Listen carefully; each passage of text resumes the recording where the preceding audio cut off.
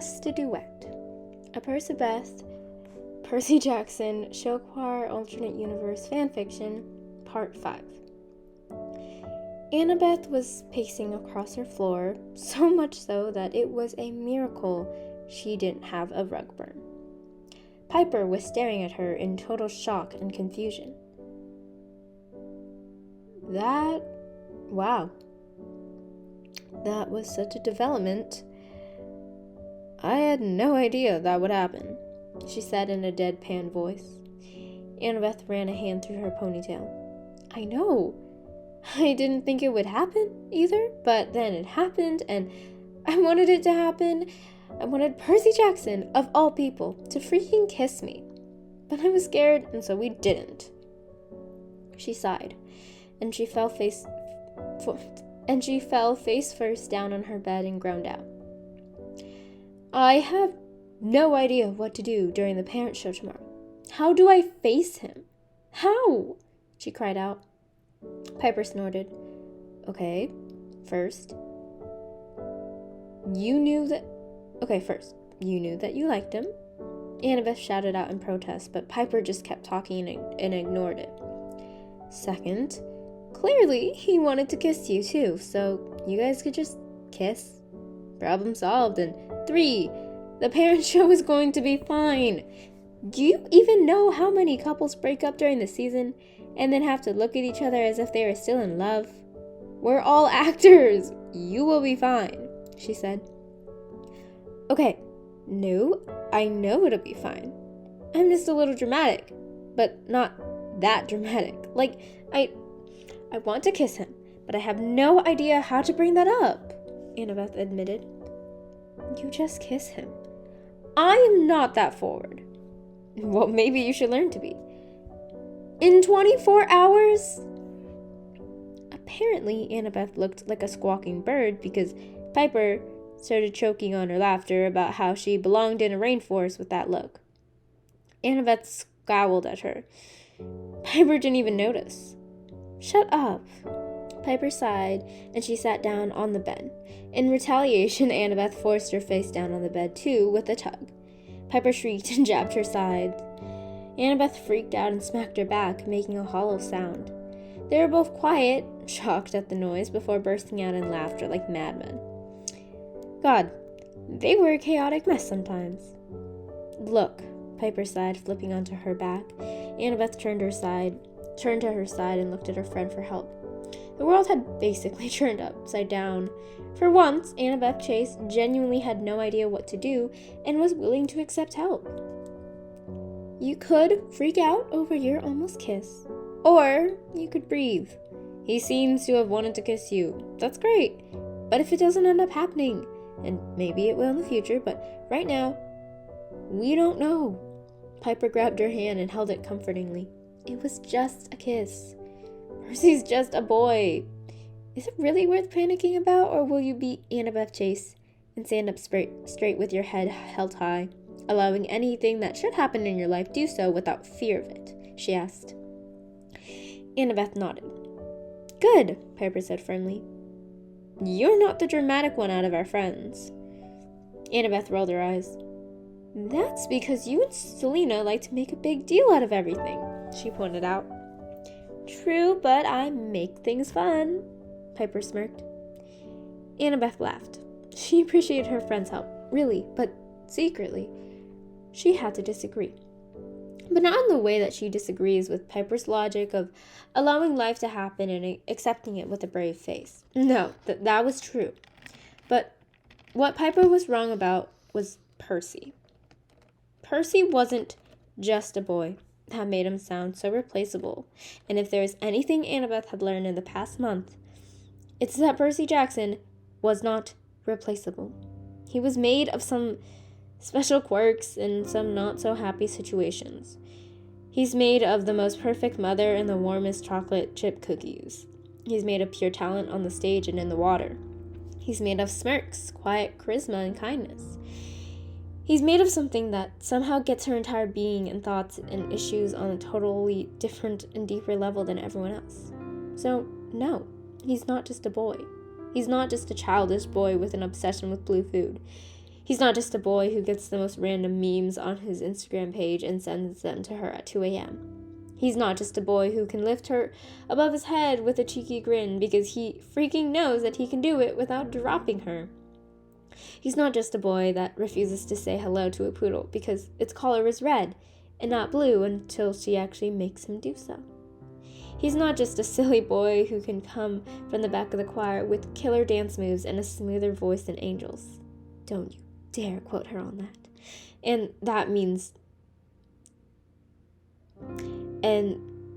the means to get the show back on the right track. He's not just that. He's also a great listener and understands her bitterness to her family. She's smart in a way that isn't quite book smart, but isn't totally graffiti street either. He's caring and funny and sweet and loyal to his word and the things that he loves. He's not just a boy, not to Annabeth. He's the boy who took her home despite the passive-aggressive hostility she had towards him during the first 2 weeks of knowing him. He's the boy who nodded his head and said, I get that, when Helen took her car and she complained about her. He's the boy that broke through all of Annabeth's harshest walls in the matter of days. Percy was the boy that Annabeth had been trying so hard not to fall for, and yet she did, and he's so special that she's not even mad about it. Pure panic. And Selena heaved. This is terrifying. We've done this like 20 times before, Piper pointed out. But this is the first show of the season and our last first show. Everything's going to go wrong. I can feel it, Selena said while hyperventilating. Hazel immediately flew to her side and offered water. No, it's not, Piper said firmly, placing her hands on her hips. We've done this before, and no one crashed and burned. Selena sent her a wicked glare and scoffed. Our backdrop literally fell apart and scared everyone, she said with an incredulous look. Piper shrugged as if that wasn't an example of disaster striking their department not 3 years ago. Yeah, but we fixed it and we all recovered quickly. Isn't that like Theater 101? The show must go on. We did it. We'll be fine, Piper said with a sigh. Selena was still unconvinced. In the meantime, Annabeth was pacing around in the dressing room, untying and retying her skirt. It looked off, and she had no idea why. Despite fixing it at least 20 times, she was still panicking that it was wrong and that it would ruin her solo. It was quite normal for her to be this nervous, but also with an extra bout of nerves during the show. She didn't want to mess up and have Percy have to scramble and fix it, especially after their almost kiss. Since then, they haven't really talked to each other than awkward and coy hellos and polite small talk. They still snapped funny selfies to each other and complained about idle things. It was just with an extra hint of nervousness and withdrawal. Annabeth had wanted to say something to break the tension, but she had yet to work up the courage to do so, hoping that Percy would be brave enough to do it for her. Alas, they were both too scared, and now they were stuck in this weird middle phase. Warm-ups, everyone!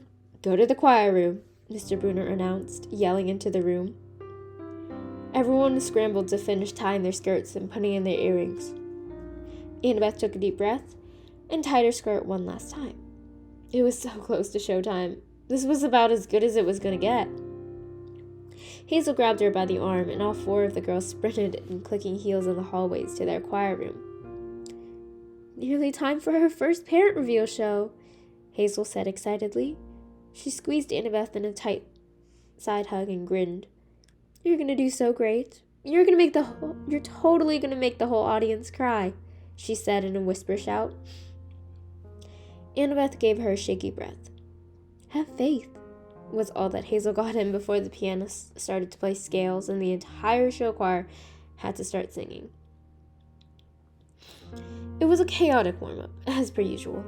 They went through all of the little things to fix in each song, and even as 3 of the boys kept running in and out of the room, losing things and finding things again, where everyone had said it would be at exactly. Brunner even resorted to catching a jumpy Leo Valdez in a show choir robe bag because he wouldn't stop running around anxiously. Annabeth prayed to God that someone got a video of it, and they probably did. Alright, team, let's head down. They paired up in groups of 3s or 2s and practically marched down the halls. The crew screamed and shouted as if they were celebrities on the red carpet. Oh my gosh, it's Annabeth Chase! Rachel cried out dramatically and pretended to faint when Annabeth sent her a wink. The energy was exhilarating, and it carried all the way to the performance pod. Annabeth allowed herself to be pulled to Hazel's side on the stage, and everyone broke out into chatters. Annabeth didn't dare peek out behind the curtains. Performance folk were superstitious after all, but she could hear the parents and the middle schoolers who couldn't wait for the show to start. Annabeth stared at Hazel with worried eyes. I don't know if I'm ready for such a big solo, she admitted. Hazel smiled at her kindly. Aren't you Annabeth Chase? Yeah. Don't you practice everything every day until it's perfect, even if you're just going by muscle memory? Yes. So you're ready. You've done all you can, and now it's time to let the crowd and the choir carry you. Smile and wave and have fun. It'll be great, no matter what happens, Hazel promised her. Annabeth nodded and just nearly went to undo her skirt and retie it again. Hazel just laughed at her nervous habit. I also think you have another cheerleader here to make you feel a little more prepared, Hazel said with a mischievous smile. Annabeth crinkled her brows at her, but understood when she felt an arm on her shoulder. Only one person could so softly touch her skin like a butterfly's wings. She whipped her head around, blonde hair flying everywhere, and smiled shyly when she met Percy's piercing green eyes. He didn't say anything, and neither did she. She felt her heartbeat race, and honestly, she had no idea if it was him or just the show nerves. Either way, he smiled at her in a sweet way, and it made her just feel a little bit calmer. She wasn't sure what to say, and didn't think he did either. Parent show, he started out awkwardly. Annabeth couldn't help but laugh, but she nodded in the same sentiment. I haven't ever done one of these. It's like an inter-squad meet, right? He asked. It wasn't like she could answer the question because Annabeth didn't swim and therefore had no idea what he was talking about. I have no idea, she admitted, making Percy chuckle. Are you ready for our duet? She asked. Percy shrugged. Kinda nervous. You? I don't want to mess up. Percy snorted. Oh. I thought that was the goal. Annabeth laughed and rolled her eyes. Playfully, though. Shoot. There goes my whole plan of throwing the performance. Annabeth couldn't help her laughter and lightly hit his arm. Don't do that.